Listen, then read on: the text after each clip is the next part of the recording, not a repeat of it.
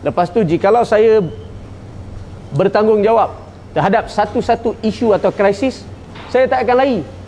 Saya akan duduk di sini sampai saya boleh cari jalan penyelesaian. Okey? So itulah, this is unique. JDT ni unik dan Johor ni pun alhamdulillah unik. Kita ada cara kita tersendiri. Itu pasal saya cakap tadi, jangan terikut trend.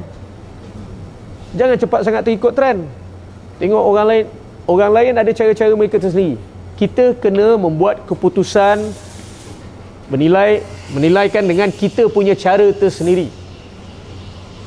This Johor Football Club ni, JDT Football Club ni is sangat unik.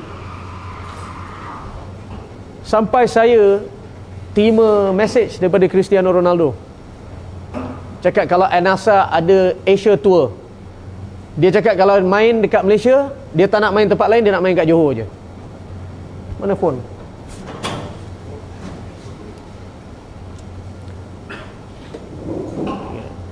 Tak tunjuk, nanti orang cakap tipu. Kau tak percaya aku, aku tahu. Kau cakap je kau percaya aku.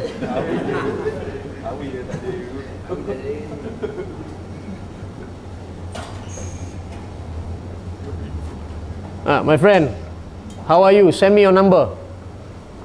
Dia minta number pasal nak cakap pasal dengan ejen dia. I will give you the number of my man in my team. He want to discuss with you something. Hope to see you soon. Take care. Pasal dia cakap kalau dia ada Asia Tour dengan Al-Nassr, dia akan main hanya di Johor je, dia tak nak main tempat lain. So itu adalah satu pengiktirafan yang positif dan tinggi, di mana orang puji awak punya stadium yang ada. Benda tu benda bagus. Dan banyak akan ada lagi yang saya bawa. Bukan dalam bola sepak je, sukan-sukan lain pun. Alhamdulillah, motor kita menang, kan? So tahniah kepada Hafiz Syahrin.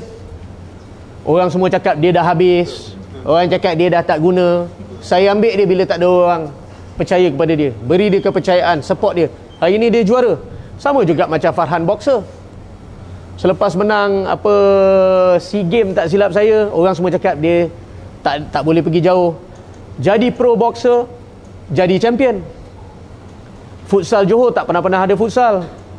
Tahun pertama tak ada apa-apa, tahun kedua jadi champion. JDT tak pernah ada JDT. Tahun pertama kalah, tahun kedua champion.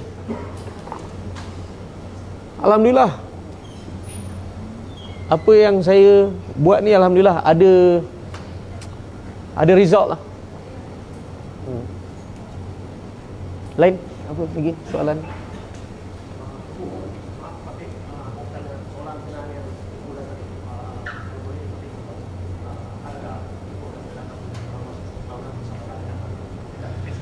InsyaAllah kalau ada masa dan ada ruang, memang kita daripada dulu ada plan untuk bawa mana-mana pasukan besar bermain dengan kita di SSI. Kita akan ada charity match yang saya akan adakan dengan pemain-pemain macam dulu kita buat kat Lakin. So with X-Stars untuk charity. Banyak ada. Kita tengah buat paddle court dengan pickleball punya court dekat stadium. Lepas tu kita ada interchange daripada Tuas masuk ke situ kawasan, jadi kawasan tu akan lebih berkembang dalam segi pembangunan. So these are all benda-benda positif yang akan jadi dalam situasi bola sepak. Tetapi now saya ada basikal, now saya nak